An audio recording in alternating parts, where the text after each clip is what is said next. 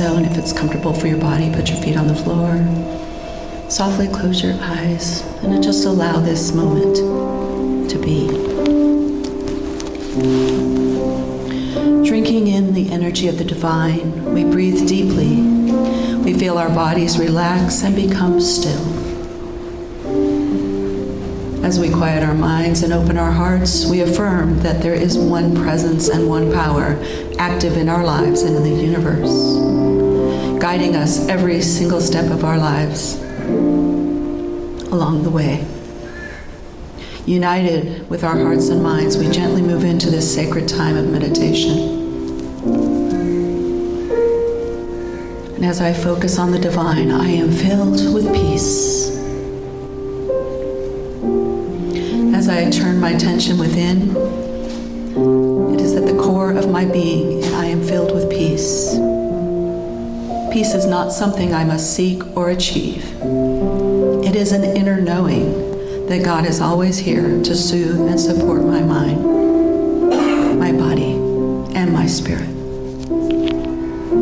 As I'm centered in this knowing, I realize my connection with the One, and I experience lasting peace as I focus within, and I am peaceful in this moment.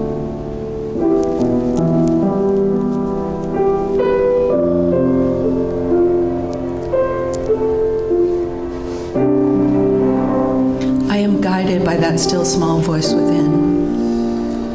Affirming the radiant light and wisdom within me, I follow and allow divine guidance to light my way.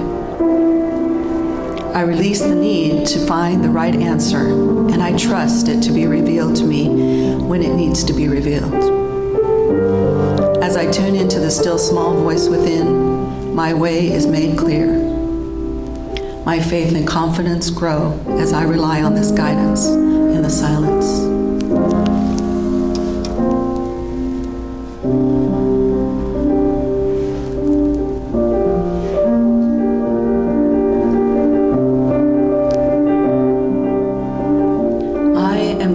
Expression of God's perfect idea.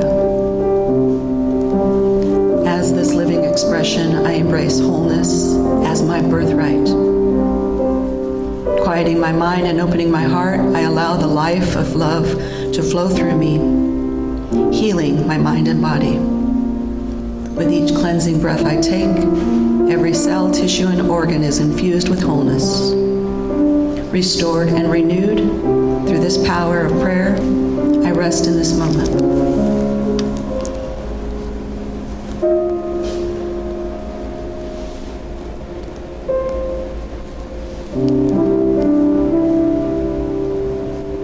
My life is filled with infinite good. God is my source of infinite supply, and I am grateful for the flow of abundance in my life. As I release any lingering thoughts of fear or lack of limitation, I tap into that wellspring of abundance at the core of my very being. I have everything I need: time, talent, resources, divine ideas, inspiration, and creativity. I affirm this abundance for myself as well as others in this moment.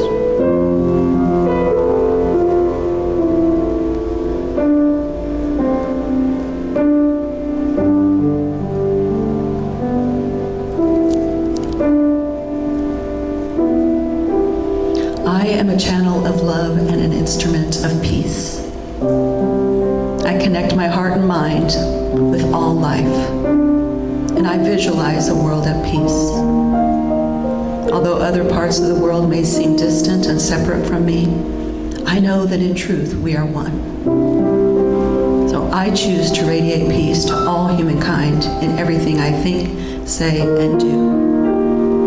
In this way, I contribute to a global consciousness of peace, a consciousness of compassion, understanding, and kindness.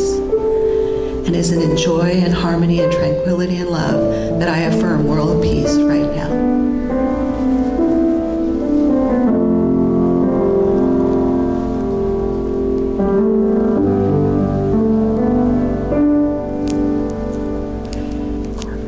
Re-energized and revitalized, we breathe in deeply and exhale. guided by the light. And this sacred time of meditation has united us in a higher state of consciousness and has generated positive change in our world. And as we return to the activities of the day, we do so with a greater sense of purpose. In harmony with ourselves, our lives, and all others, we say, thank you, Spirit, and so it is. Amen.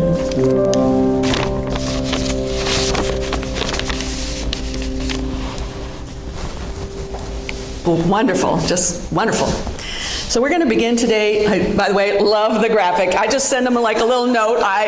Say like, this is what I'm thinking, and this one's perfect. And she may or may not look like me when I was younger. I'm not sure. So we're gonna start today with a little story time, and I've asked a few lucky people to help me with that. So if they could come forward at this moment, I would appreciate that. Prior to the service, you should have received a coin. If you haven't received one, please raise your hand so we can make sure you get one. Okay, there's a couple that still need one. My volunteers can still come forward, yes, at the same time. Or you can just, line up here and I'll get you the mic. A couple more need a coin over there. Okay, Dennis, where's the cover? Oh, where'd the bowl go? The coin bowl is missing. Oh. It's on the piano. Oh, because you were singing earlier, you were doing the thing. Good I was going to cash it in later. Go on. You were looking for the tip jar. That's what yeah, there we go. That's Jack's tip jar now. Woo! Yes, thank you so much. All right, oh, we still need one back here. There we go, we'll get them. All right, well, we can still start while we're doing that. So I've given these volunteers a nickel because it's easier to read than the penny. So what we're gonna do is I'm gonna read the date that's on my nickel, which happens to be 2021, and I'm gonna tell you what happened to me in 2021 very, very briefly. So in 2021, actually, that was a wonderful year because that is the year that I moved to Rosarito Beach, Mexico.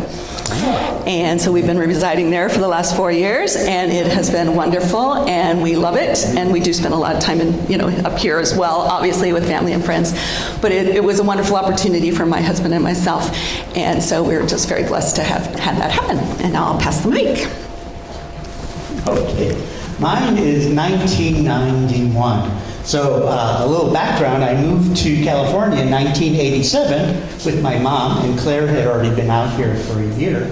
So 1991, I started my first year with the U.S. Postal Service. I was a letter carrier in La Jolla for many years that I enjoyed, and just started my life anew in California. So that's what happened in 1991. Awesome. My penny is not 1943. They didn't make pennies in 1943, copper ones. But mine, in my mind, is 1943. Because I was born in 1943 in Connecticut, but more importantly, Kathy, my wife, was born in 1943 in Illinois. And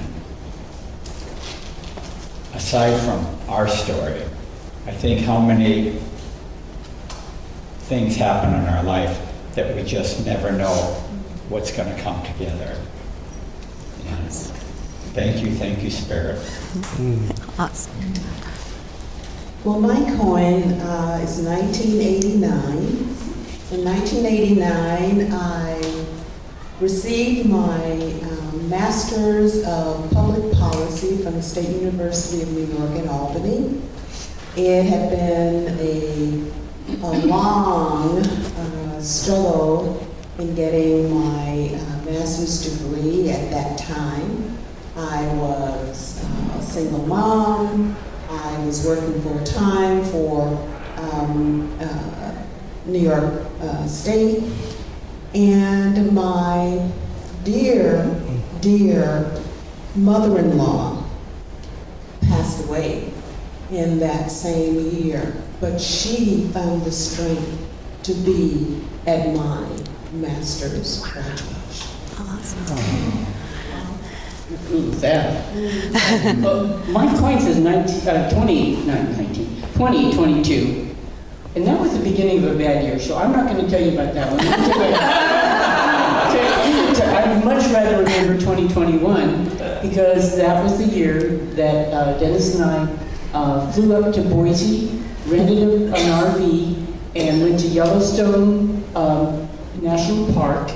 In time, we spent about 4 days there and came back in time to Boise for my youngest granddaughter's wedding. And that was a fun year. Yeah, And for my sure. point happens to be 2021.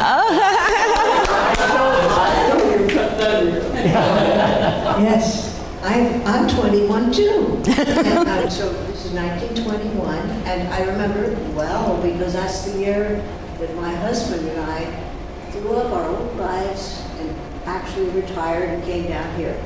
Wow. So that's when I moved to California to live here as a retired person. That's a big deal. Yeah, for sure. All right, let's give everybody a hand. Thank you so much for helping with that.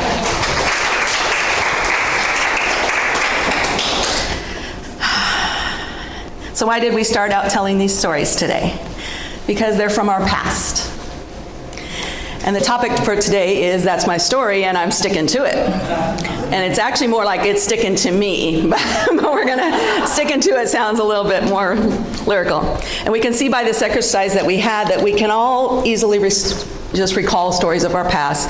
They can come up, we live in the present, we live in the future, but we can always remember those stories of the past. So be cautious because the tongue can be your worst enemy. Your words, your dreams, and your thoughts have power to create conditions in your life. And what you speak about, you bring about.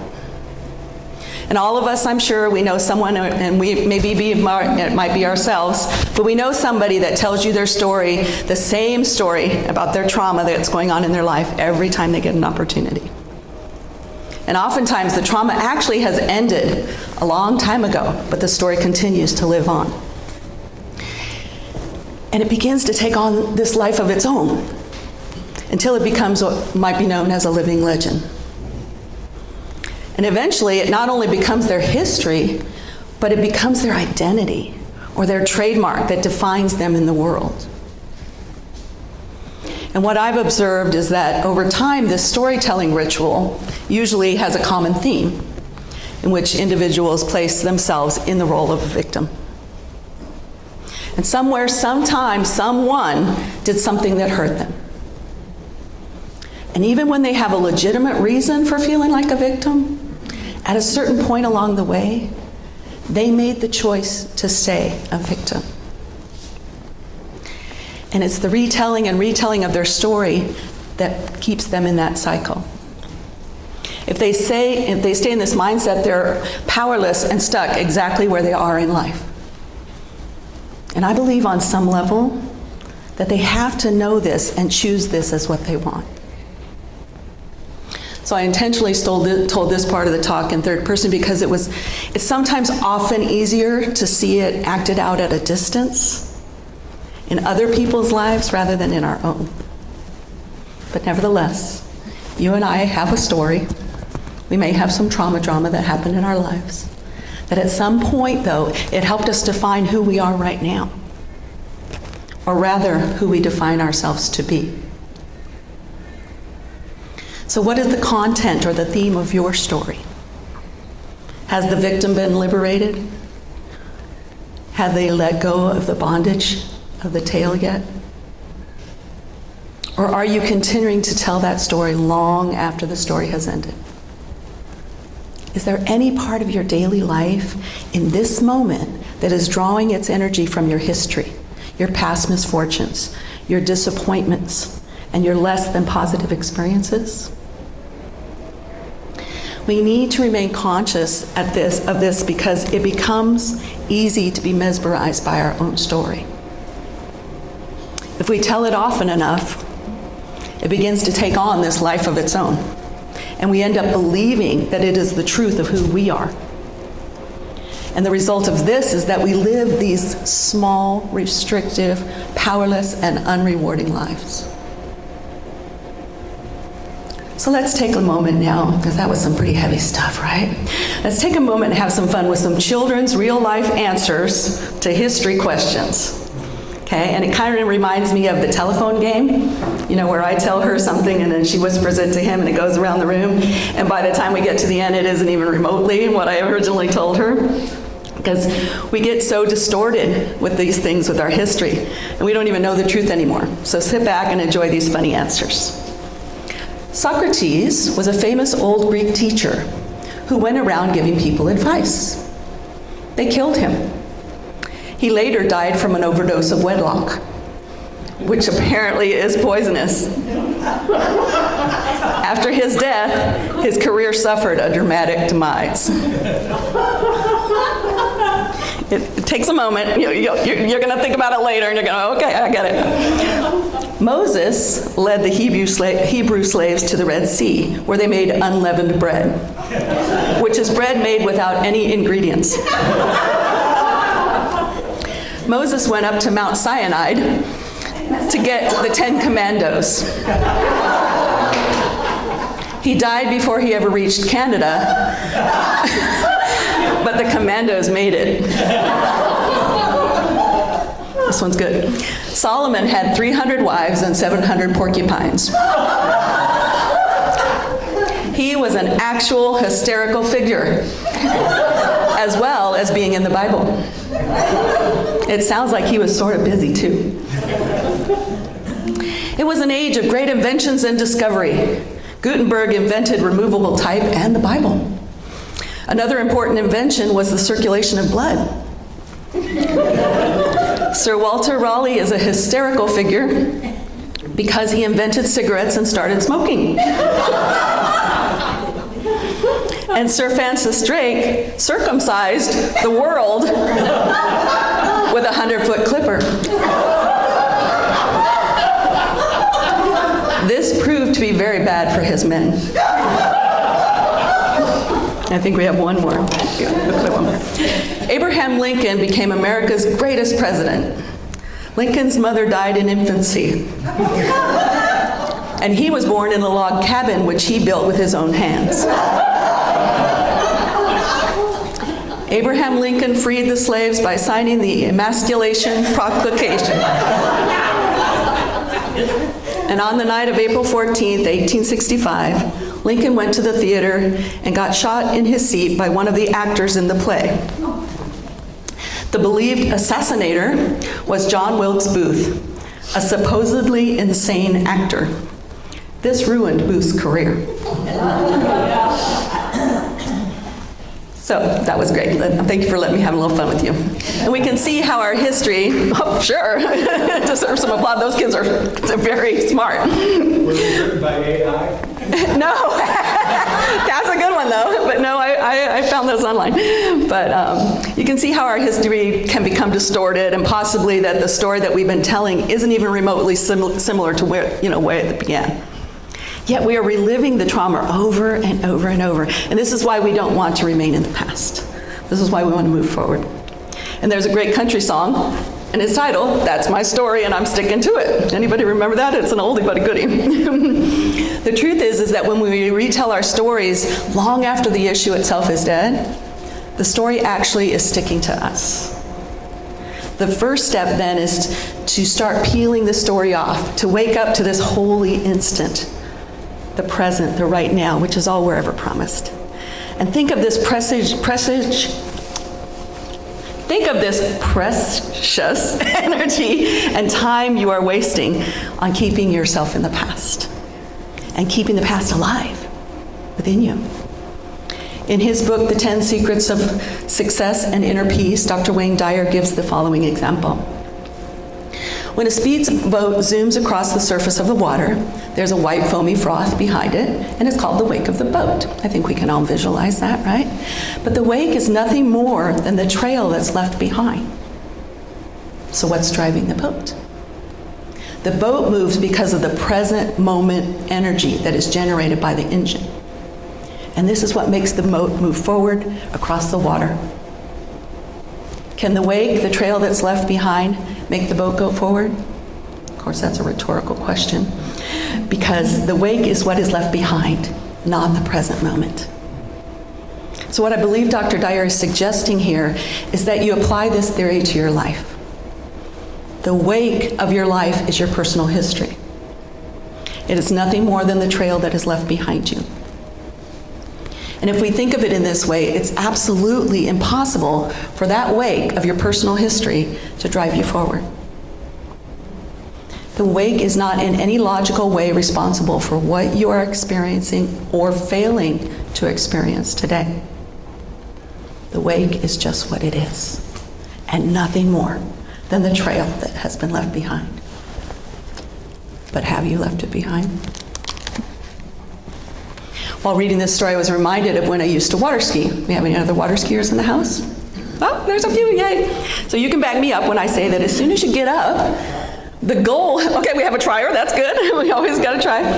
But you can back me up when you say, once you get up from the seated position and you're on the ski, the goal needs to be to get out of the wake of the boat. Because the wake is bumpy and, all that energy churning behind the boat. So you either push left to go right or right to go left, and you glide over to the side. And now you're on the glassy surface, the beautiful smooth lake or river or wherever you happen to be skiing. You get out of the wake of the boat. Because you see, if you stay in the wake, the ride gets rough and it's really not that enjoyable. Most of the time you fall over. But when you get out of it, the wake then is smooth sailing on this beautiful surface, and we can just glide and enjoy the moment. So what if we start getting out of the wake of our personal histories? Radical idea, huh? Well, I don't know about you, but I'm ready for some smooth sailing in my life. Unfortunately, many people hang on to their past pains, abuses, and shortcomings, and they use them as their calling card to announce a poor me. And it's this poor me status that they just present every time they meet somebody within minutes of an introduction. And it might look something like this. I was abandoned as a child. My father was an alcoholic. I never got over my parents' divorce. The list could go on for pages and pages, but here's a radical idea. That's the past, and the past is over. So several years back, I was experiencing a major life trauma. And I found that I kept holding on to the why me's. Why is this happening to me? Why does this keep happening to me? And this resulted in several trips to the ER and a 3-day visit in what I like to call Hotel Saddleback Memorial Hospital. Well, let me say I would have much rather been at the Montage or the Ritz-Carlton or the Carlsbad Inn or anything other than the hospital situation. So I began to ask myself, why am I experiencing all of these physical symptoms? And then I looked deeper, and I realized high blood pressure, diverticulitis, what now appears to be an ulcer.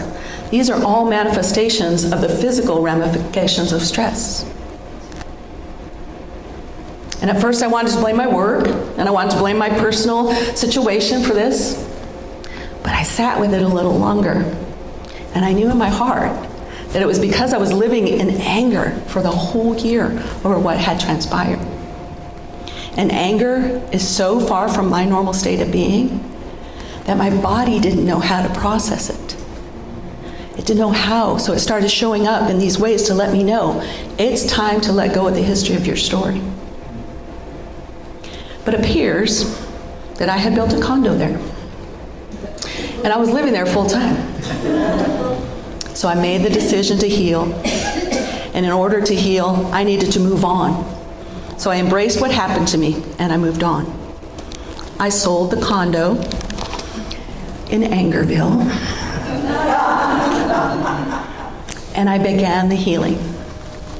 And I immediately saw results. I was happy at work, my blood pressure returned to normal, I continued to feel better every day, and the best thing, my joy returned.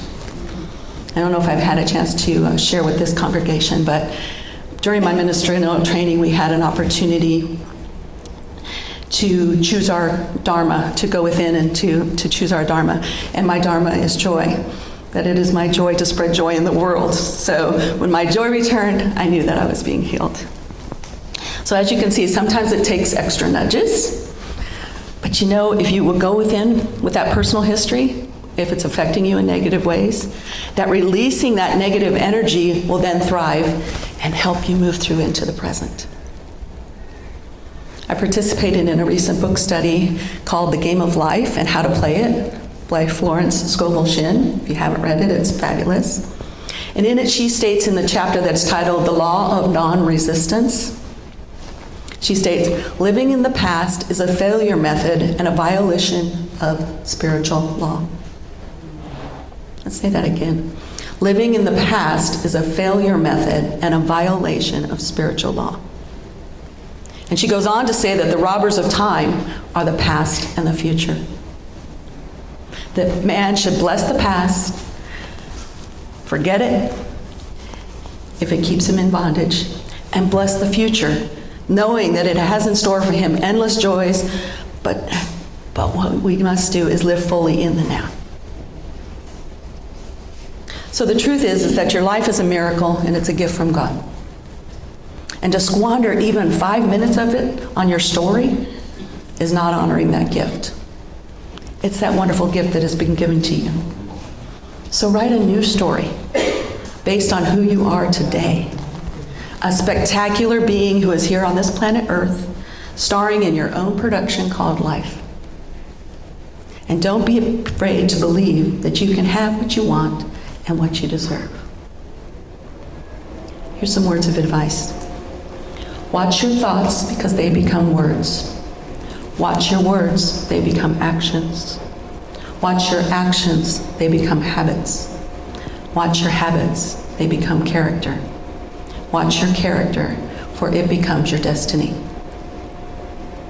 So I invite each of you, you were all given a coin, and at the end of this talk, I invite you to give it back into the bowl, which is here on the table, so that we can give back and release the personal history. It is a symbolic idea of releasing your personal history. And this is a starting point then for which you can build on and to start living in the presence. And the minute you settle for less than you deserve, guess what? You get even less than you settled for. So be blessed and watch how your circumstances and situations change when you release the past and your personal history and live in the present. Thank you so much. Namaste.